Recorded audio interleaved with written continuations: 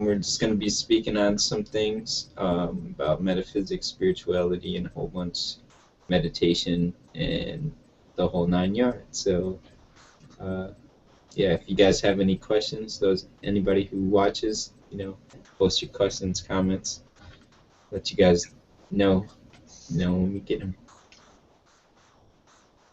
All right, so what up then, Liam? Peace, bro. Glad to be on here with you guys. Yeah. So, um, what do you think about different types of meditation? You said you study different types such as Zen. Yeah. I actually got an interesting idea. I was reading this. So meditation in the Buddhist sense, well, the Mhm. Buddha was in a state of what in Sanskrit they call dhyana. I'm not sure if I'm pronouncing that correctly, but it's Dhyana. Uh-huh. Sorry, Dhyana, dhyana. And it's basically described as just sitting in tranquility, sitting in contemplation. Uh-huh. And so there's two types of dhyana. There's kind of a conventional, practical, no, a conventional type of dhyana, which is you physically like, or no, you just sitting there, making the effort to sit there and meditate, contemplate, Hmm. or just focus, be aware. That's like the effort. That's the intention to meditate. And then there's the state of dhyana meditation, which is spontaneous, which is what the Buddha was described to be in, which is sitting Hmm. just to sit, walking just to walk, in Zen terms. Um, that state is spontaneous, so one does not make the effort to be in dhyana in that sense. Mm. But they are. It's essentially the state of enlightenment. It is essentially the state of Christ consciousness. It's not Oh. achieved by effort or um, the intention to do so in Zen terms of explaining things. You know, Right. Right. So, um, can you describe as far as the differences between Buddhism and that state of Zen? what do you mean? Like, in terms of different terms of Buddhism, different terms of meditation, you know, different styles of meditation. I know there's many different types, but as far as how that state relates to the Buddhist state of enlightenment, Yeah. because I know you study a little bit of that too. With each tradition, there's different meditations. Right. In the Vajrayana and the Tibetan, better known as Tibetan Buddhism, there's lots of like visualization meditation. Mm. In the practical sense, or tapestries of paintings of symbolic deities, Okay. deities of wrath, deities of peace, Right. deities, sexual deities, um, Hmm. with very explicit imagery. And this works on a psychological level uh, in terms of meditating, and in terms of visualization. And this Tibetan meditation, I don't know much about this, but I was getting into this last year. Tibetan meditation, you visualize these deities doing certain actions, which is representative of your psyche or processes in the mind. Right. For example, you'd have like a male and a female deity mating in sexual union, flying through the sky, and you'd be visualizing that, and that would be representative, and that would have psychological effects. Um, Right. and then there's the well-known sitting meditation, which is like I saw you guys were going into this in the previous streams just now about the breathing exercises, that video with Illuminati Congo and the Prajnayana, Uh-huh. and there's that type of meditation, breathing, listening to the breath meditation. Right. So I those have are the different practical um, methods of meditation I can think of off the top of my head right now. Right. You know, all these different methods developed out of cultural developments. Right.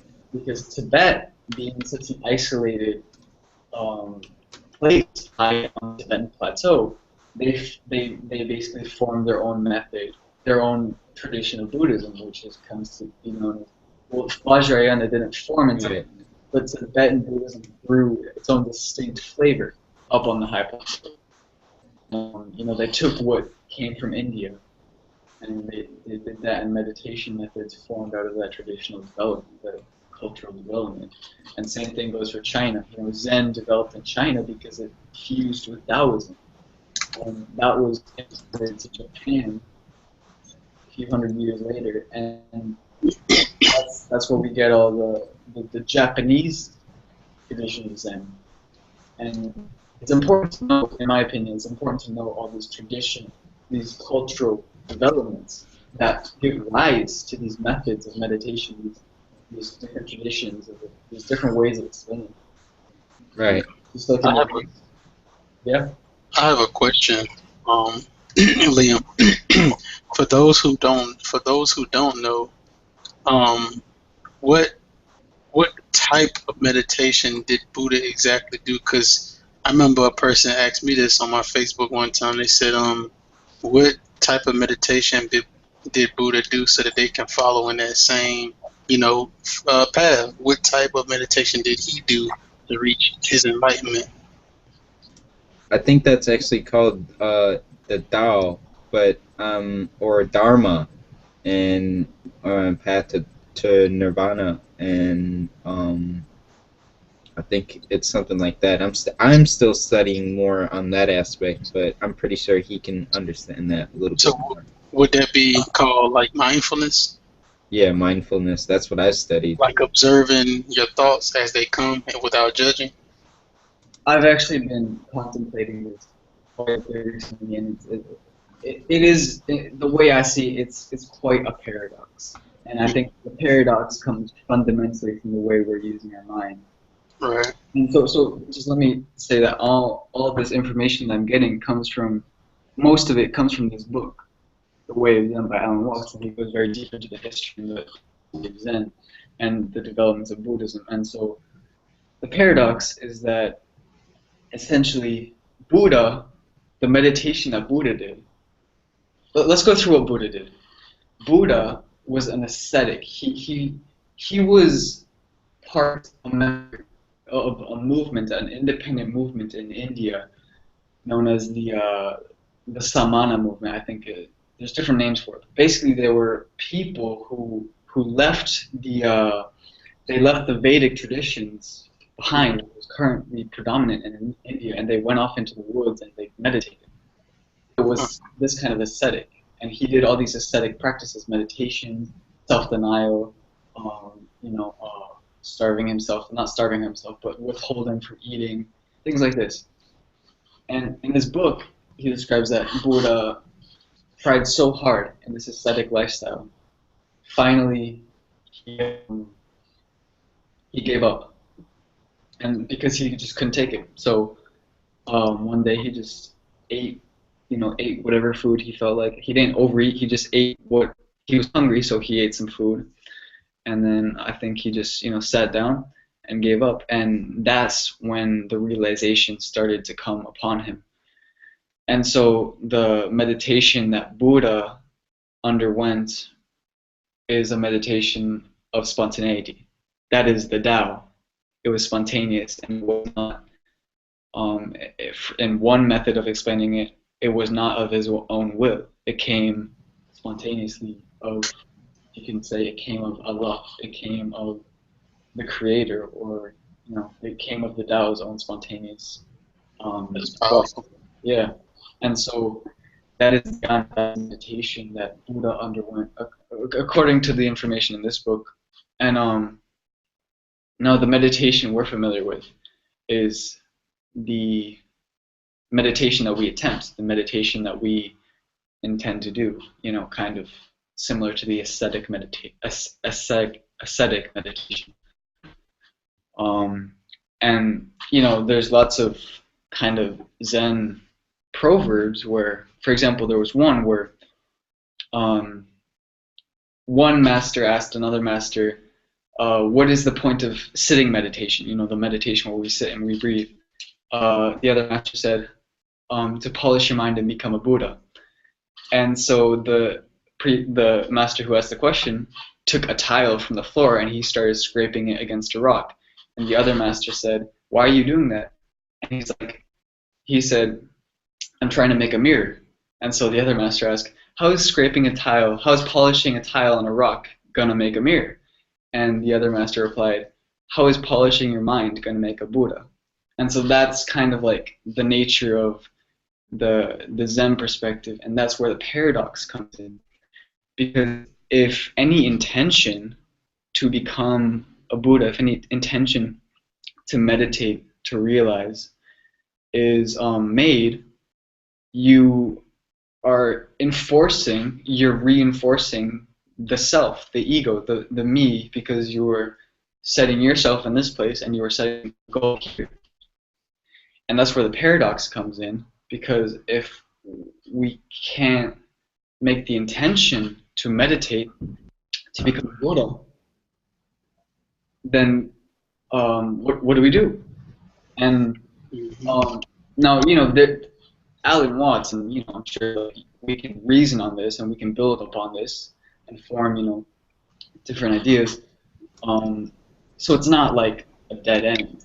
There's ways of explaining it and going through it, but that's essentially the paradox. No, I'm not like at this moment. I'm not prepared to go all the way into all the details of the paradox, but essentially the fundamental issue, according to this book of the paradox, is that we view our mind as apart from ourselves, or in other words, we view ourselves as separate from the world. We view ourselves as an individual, isolated from the environments around us. And so yeah, so to kind of go all the way back to your question, what kind of meditation was the Buddha? And like Ras Timoteo said, it was the Tao. I think it was spontaneous meditation. That was not necessarily a practice, simply a state of consciousness. Well, and it kind of reminds me of what we was talking about earlier, when we was talking about how the inner child and how we separate ourselves from that entity within ourselves. We separate ourselves from it. Yeah, exactly. And so, but all in all, we should be one with it. You know, so merging all those three cells into one being. Yeah. You know, because when we get older, we say, you know, or we're taught, you know, everything from childhood, based upon, you know, our parents' perception or perspective on how we should be. So, so based on their concepts and ideas, you know, without even forming our own concepts and ideas, you know, we begin to create these different models and separate ourselves from it. When they say it's time to grow up, you know, then we got to say, well, okay, so now I got to act like mommy and daddy. I got to be adult now. So, you know, we no longer can identify ourselves with the child aspect of ourselves, you know. And that's another reason why I like the Tibetan and the Tibetan Buddhism culture, because, you know, their way of life, the way they deal with nature, you know, is just, you know, like how children operate, you know, like the way we should be, you know, like we should deal with nature and have a respect for nature, you know, have a respect for, you know, all living beings around us. Yeah, I see that. And, you know, all these metaphysical perspectives go hand in hand with the Zen and the Tibetan Buddhist perspective. You know, they're just different ways of explaining things. Yeah. They appeal to different methods of looking at things. Yeah. And you know, you can learn a lot. You know, you can learn a lot from that story. And that story that you was talking about, as far as the master, sweeping the floor. Hmm. It kind of reminds me of this movie that I watched with Keanu Reeves called Little Buddha, and when he was on facing Mara, he had these women, which manifested in his mind as the lust, the temptation that came to him, and they put water on the ground, and the water he could see his reflection through the water. So he was looking at um, his ego, manifest itself also through that water. So that brought my mind back to when you was talking about that story. And Pearl, this has nothing to do with what we're dealing with right now. But what do you let's dive a little bit deeper into the mental. When you look in a mirror, is it like this is like kind of mind boggling? When you look in a mirror, is it you, or are you looking at something that looks like you? But is it necessarily you? If it's a reflection of you, is it really you? That's a new perspective. Yeah, like who are we looking at when we look in the mirror? Because I'm pretty sure Ross know, and we know that there's residual self-image. We're a mental projection of our digital selves, Yeah. kind of like what he was talking about in the movie Matrix. How Neo said, "Are we really in a computer program?" and Morpheus said, "No, yeah." First he said, "Is this real? Are we really in a computer program?" He said, "What is real? How would you define real?" He said, "If you're thinking about things that you can see, things you can touch, then real is just electrical signals interpreted by your brain."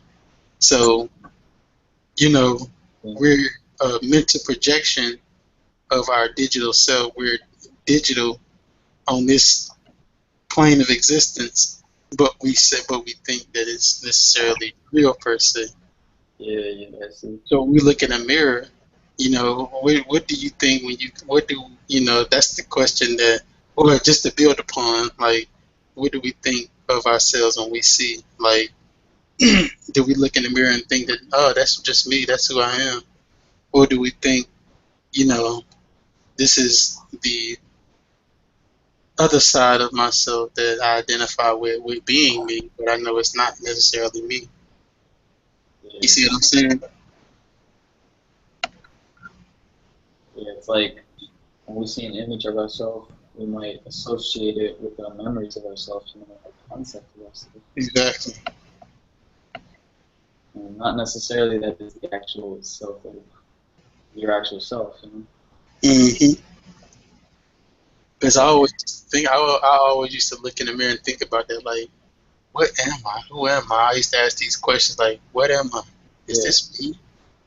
Let alone the concept of the spiritual self. It's your concept of yourself might not actually be accurate of who you actually are as a person in society. Exactly. As in getting rid of all the mental excrement, meaning what you think of yourself or what you actually act like in society and what you actually do and what your actual inner mental is. Exactly. I actually want to speak on this real quick because I actually learned something studying recently where it was mentioned that in evolutionary psychology they found that there's no particular self that dictates our behaviors and emotions and all of that. There's different parts of self that makes up self. You know what I'm Mhm. saying? And it was developed basically to get the genes into the next generation. You know, Mm. and but this is part of psychology where, in relation to Buddhism, where the Buddha says, that you're not really you. You're more, subtle than what you really are. This world is impermanent, so they try to relate that to the mind. And they found out that who you think you are is not really who you really think you are, and it's not coming from a self, like Right. it's not coming from some CEO standing up there dictating to all the others. It's actually coming from all of them participating in unison, Mm. creating multi-dimensional interworkings to then create what we know as reality. And so what we call self is not actually one thing. It's actually a multiple formations of things, and actually we're going to be getting into that in a little bit, talking about the the different entities when we speak about the underworld and things like that, and that goes into shamanism, Yeah. and ancestors and spiritual forces. And But also, go ahead. and also, even Bobby had talked about one time in his lecture that I think it was a lecture called "Who We Really Are," and he was talking about how you know if what we see with the physical is a projection, then what is telling us that all this what we see in the physical is real, to where we get so mentally spiritually attached to what we see with the physical. And he was going into how it's nothing more than a trick from the brain. Right. The brain is the part in which we would want to think of ourselves as human, Right. or just mortal. Yeah. Yep. That's And why in ancient Kemet they would. go ahead. That's why in ancient Kemet they would right when a Nasut would die, or I'm not gonna say die. Right when a Nasut would be in his transition, they would take this substance and pull the brain out through the nose to show that it's not the brain that's the ultimate reality. It's just the brain is a kind of like the processing system of the computer. The processing system, it processes information, and we only need it for the physical, because even Lord Thoth said in the Emerald Tablets that his ego incarnated thrice. Mm-hmm. So he know that that he needed a brain to function in this particular dimension or realm that we are in. Mm-hmm. But in reality, we really have a unseen mind that we operate with, which is our own force that we operate with, and we call it the subconscious or unconscious, or I like to call it unseen mind, because it's not something that's tangible that you can identify with. It's more or less you can't pull it out of the brain and say, oh, see, I found this unconscious mind. You can't find it because it's not in the brain. Yeah, Right. yeah. That brings up That's some some deep stuff, man. that kind of brought to my mind the idea that the brain as a tool, as a useful tool Mhm. in this world, and that kind of gives off the idea that the ego, in the sense of how to act, is maybe not necessary, but is useful in the conventional realm in society.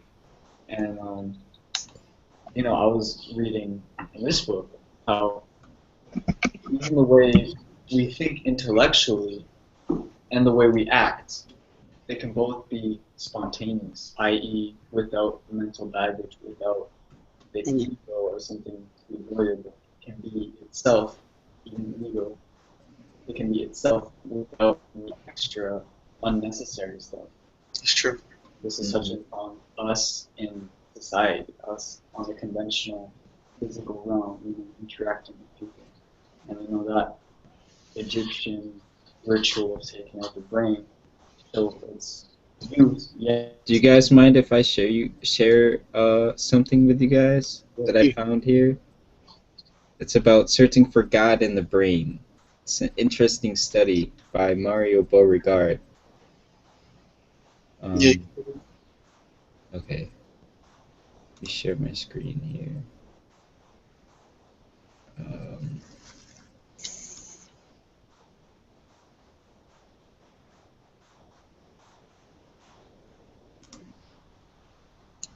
For lack of better words, the unconscious mind is the force of will.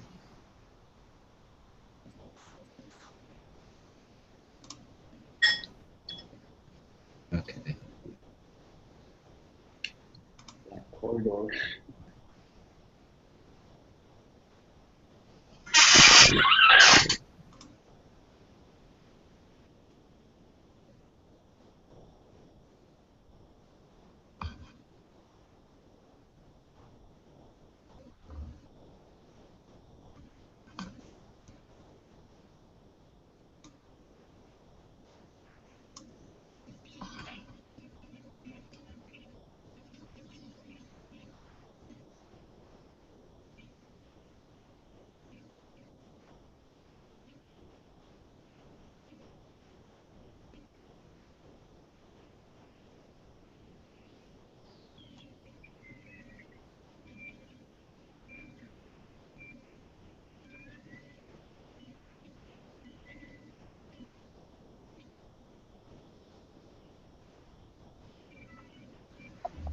Hey, we can't hear, bro.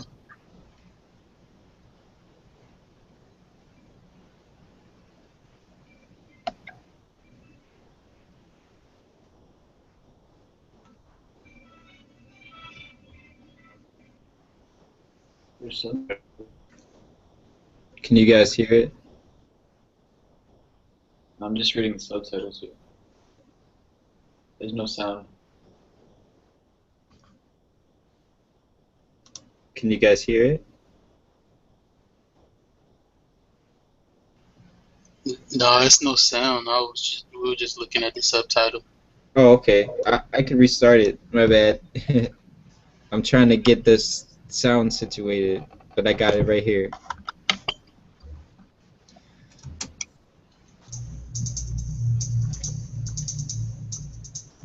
Welcome, esteemed viewers, to today's Science and Spirituality, featuring Dr. Mario Beauregard, an associate research professor in the departments of psychology and neuroscience at the University of Montreal in Canada. Dr. Beauregard is known for the 2008 book, The Spiritual Brain, a neuroscientist's case for the existence of the soul, which he co-authored with journalist Denise O'Leary. Before joining the University of Montreal faculty, Dr. Mario Beauregard did postdoctoral research at the University of Texas, USA, and the Montreal Neurological Institute of McGill University, Canada. Dr. Beauregard has received international recognition for his pioneering work on the neurobiology of mystical experience, and was selected to be among the 100 pioneers of the 21st century by World Media Net. Supreme Master Television recently had the honor to speak with Dr. Beauregard about his research on the brain's role in spiritual experiences and his views on mind-body-spirit relations.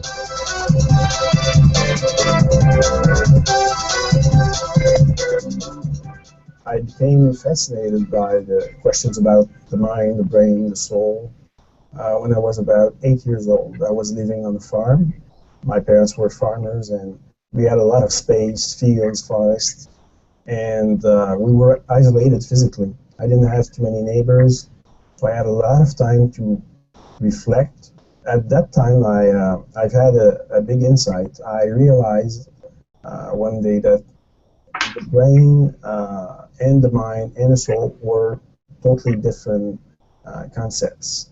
I decided later on to become a scientist to be able to demonstrate that you cannot reduce spirituality and the mind to the brain.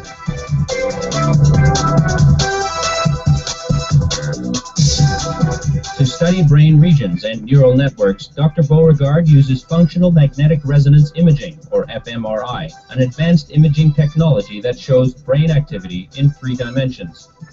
Another of Dr. Beauregard's tools is electroencephalography, or EEG, which measures electrical activity in the brain.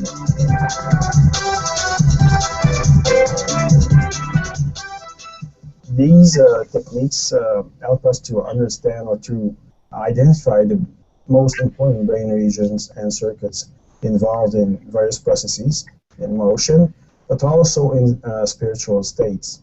And emotion is also a part of spiritual experiences. Brain structures like the amygdala, the orbital frontal cortex at the front of the brain, are also involved in various aspects of spiritual experiences and state. With regard to spirituality, it seems that one of the most important chemical messengers in the brain is serotonin. Serotonin is involved in mood regulation, sleep, but it seems to be the crucial neurotransmitter implicated in spirituality and spiritual experiences. It seems that the greater the amount of serotonin in the brain and the higher the spiritual states and the degree of spirituality that one can reach. You hear that? Both natural philosophy and metaphysics are branches of philosophy. And hundreds of years ago, scientific questions were addressed in the realm of natural philosophy, while the nature of being, religion and the world, the existence of the divine, and questions about creation were dealt with in metaphysics. However, when the scientific method made natural philosophy an empirical experimental pursuit, science distinguished itself totally from philosophy and became dominated by a materialistic, reductionist paradigm. And now we're trapped. That's true. Of modern science were all very What's that in my science class before? like Newton, Galilei, Descartes. But after a few centuries, scientists thought that we only needed mechanical explanations to understand humans and the universe. So materialism became a metaphysical assumption most scientists now are afraid to challenge. Fortunately, there's an increasing number of scientists Like us. who dare to challenge openly this old notion of materiality. The temple of the mind. Recently, neuroscientists have begun to learn more about the complex relations between cognition, emotion, and brain activity. During the last decade, there have been an increasing number of brain imaging studies showing that indeed mental processes can significantly influence what's going on at the brain level. We use brain imaging technologies like fMRI to demonstrate that you can teach this person to self-regulate brain activity. The brain responds to a very highly emotional charge. For instance, emotionally laden film clips or pictures. You ask them to become a detached observer of their own feelings and of the pictures or the film excerpts, and the brain response totally changed, so that you don't see anymore a big response in the portion of the brain that we call the emotional brain or the limbic system.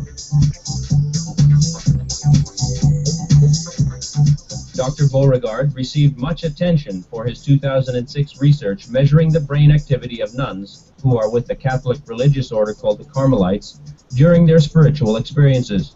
The study, entitled Neural Correlates of a Mystical Experience in Carmelite Nuns, was published in the prestigious journal Neuroscience Letters. This experiment was the first one done in neuroscience to understand the neural basis of a spiritual state. The nuns reported the impression of being absorbed by something much greater than themselves.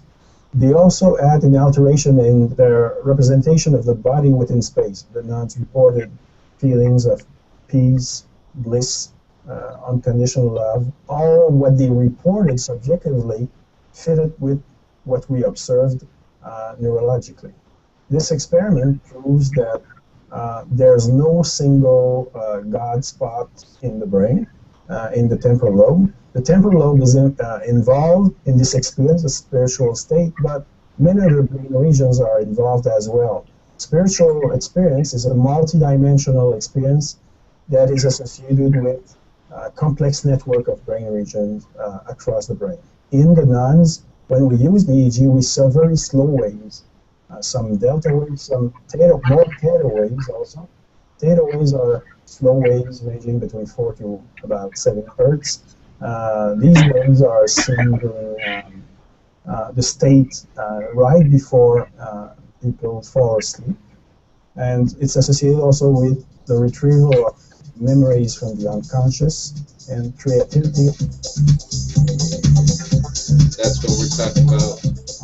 When Science and Spirituality returns, Dr. Mario Beauregard will discuss the placebo effect and how research on near-death experiences can inform us about the nature of mind, brain, and consciousness. Please stay tuned to Supreme Master Television.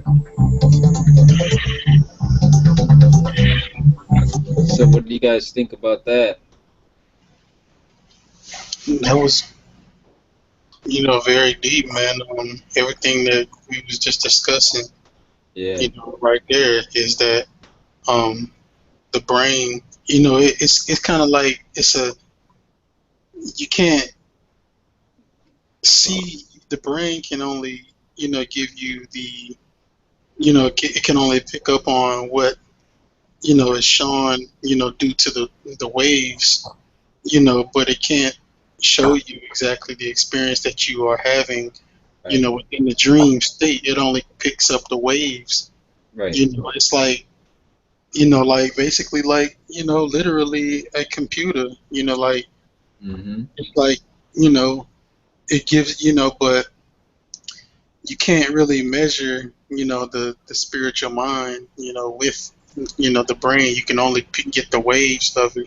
I remember talking to a brother about this topic one time, and we was talking about how the reason why the spiritual is masked with the physical, and the reason why you don't stay asleep long enough or stay in the dream realm long enough to get, certain information that you need to get processed, because first of all, the brain can't process that fast. When you dream, your eyes move back and forth, so it's like the physical eyes can't.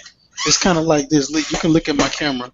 The eyes is moving like this, in the dream realm, kind of like that. I can't get the camera right now. Oh yeah, yeah. It's kind of like moving like this in the dream realm. So whenever you're sleeping, it can't catch. It's like moving too fast. Things move too fast in the spiritual realm for the brain or for the mind to catch it long enough. That's why you gotta fight to like really remember. Or if not that, then you gotta knock yourself out with some sleeping pills or something. And they're long. Right. Like what Bible was talking about, that blue pill. Blue pill. So you can't, because the brain really can't process, because that's how the brain does, just like our brain waves, it moves back and forth like that. Right. And it can't move. I mean, you can't process the information fast enough, so you really limited when you have your brain. Mm-hmm.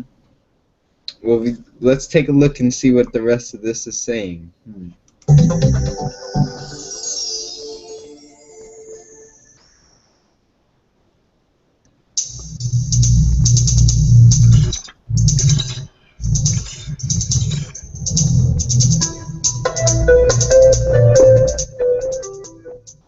Welcome back to Science and Spirituality, featuring Dr. Mario Beauregard of the University of Montreal in Canada, who is known for his research using a new, non-materialistic paradigm in the field of neuroscience.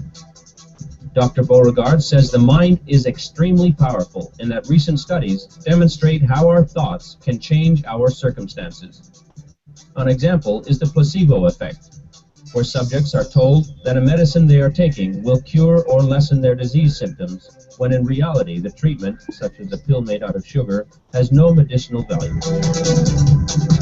Neurologist at University of British Columbia in Vancouver told patients that they had discovered a new drug very effective against Parkinson's disease.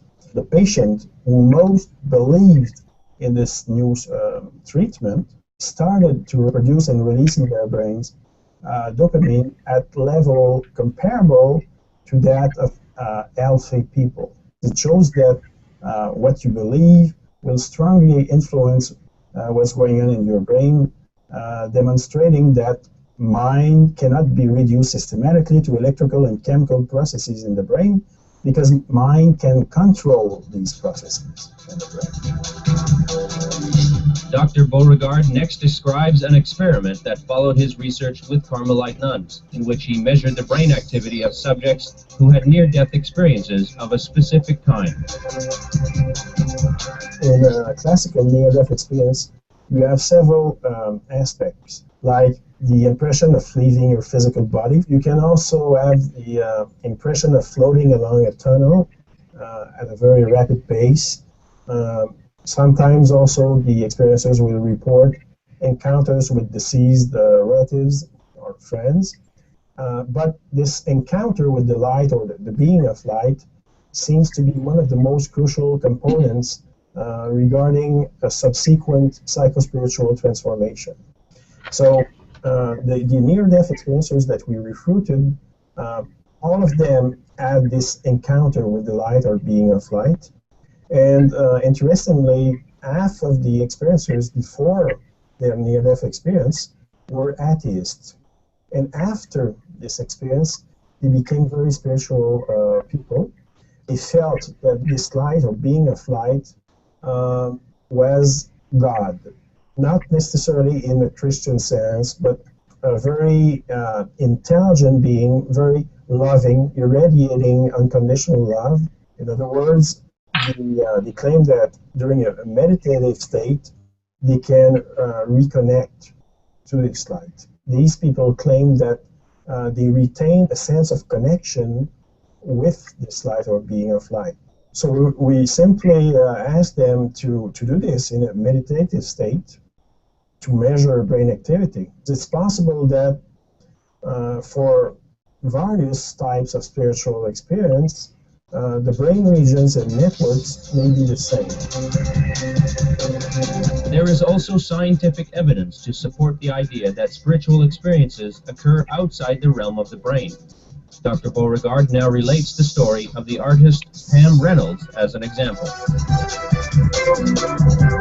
There are other lines of evidence indicating that mind and consciousness can also operate non-locally, that is, outside the confines of the brain and the body. And this is shown in certain studies about near-death experience. Pam Reynolds, an American singer and composer, was in the standstill surgery. It's a very risky operation. And so in her case, she was clinically dead for 60 minutes. What's fascinating is that while there was no brain activity, no heart activity, she's had the impression of leaving her physical body and floating over her body in the surgery room. And she's been able to describe very accurately surgical tools that were used by the surgeons, and also report very accurately dialogues between the neurosurgeons, the nurses, the cardiologist was there also.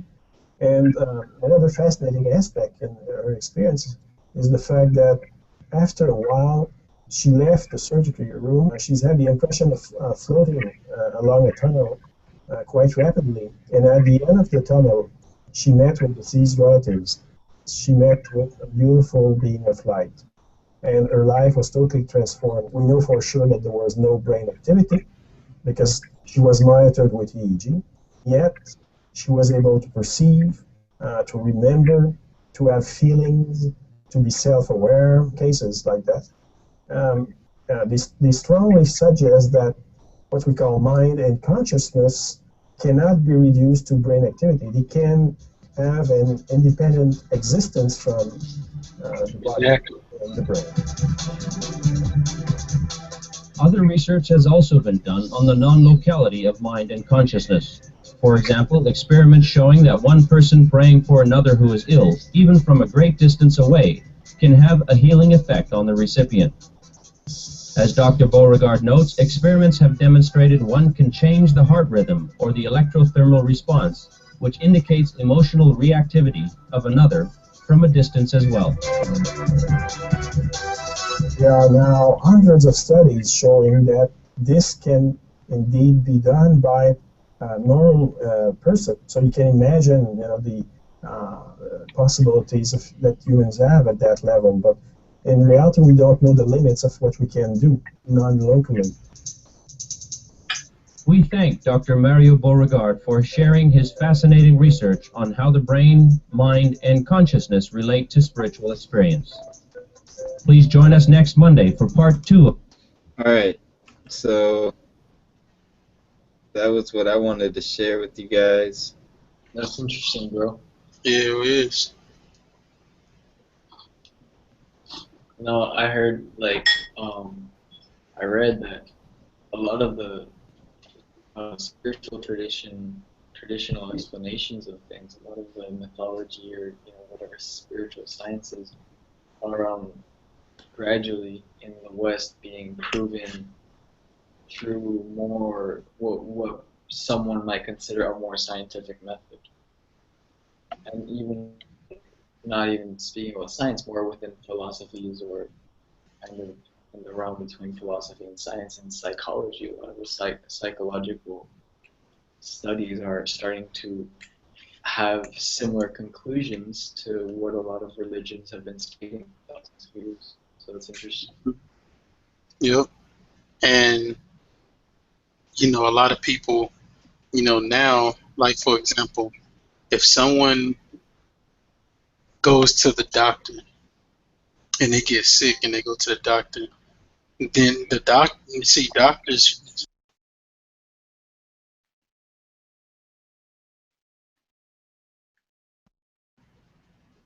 Hello?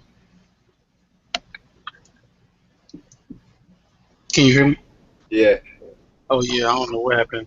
But doctors, see, just like when you go into the doctor, doctors should be trained to understand the mind and how when people go in there, they give them a pill, but only to suppress what they feeling from the spirit or from the soul. They give them a pill to suppress it, but it all depends on if you believe. If you believe that, that's why even Bobby used to say the difference between vegans and meat eaters and this like that, like um it's all your mind state. And even with the medicine, it's all your mind state. If you believe it can work, it's gonna work for you. But everybody's way of life shouldn't everybody doesn't have the same way of life and try to fit. It's basically comes down to what you think. If you think something can work for you, then it's gonna work. If you think it's not gonna work, then it's not gonna work. It all depends on if you think it's gonna work or not. Just like, certain things can work for somebody else. Like, man, how is it working for you? It ain't working for me. Then you might try it, but it's not working for you.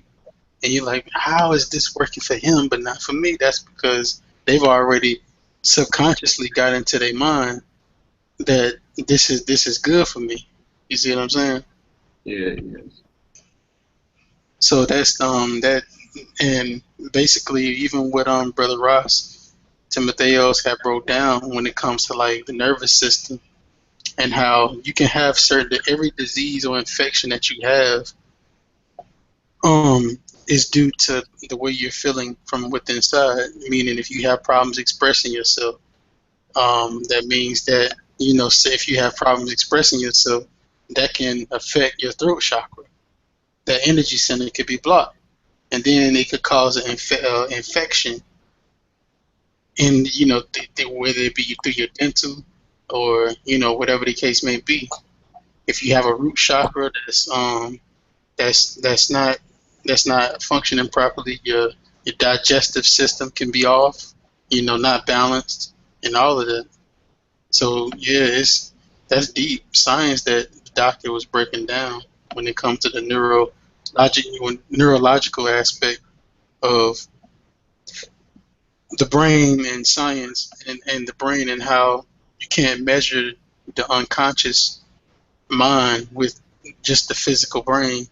That just lets you know that the physical brain, like what Liam said, it's a tool. You can use it as a tool, but it's not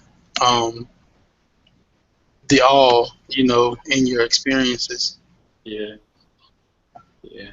That's why in Kemet they used to drain the brain out. They used to have some type of fluids to where they can make the brain turn into a liquid, and they would drain it out. Yeah, that's a cultivation of the spiritual essence. They focus mainly on the cultivation of the spiritual side of things. They've seen things in the metaphysical or the hidden aspect. Because they knew the science of, you know, what, you know, the brain.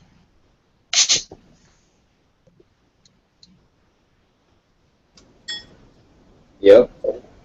It's a good build today. For real. Appreciate you guys coming on. I'm gonna call Rasta Matez the video man. Love making videos. Yeah, it's interesting. We build Yeah. expanding our perceptions. Good thing.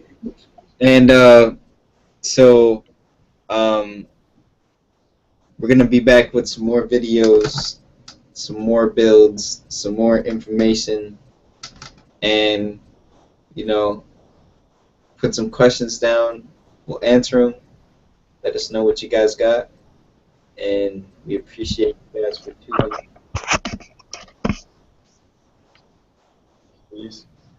Peace. Peace.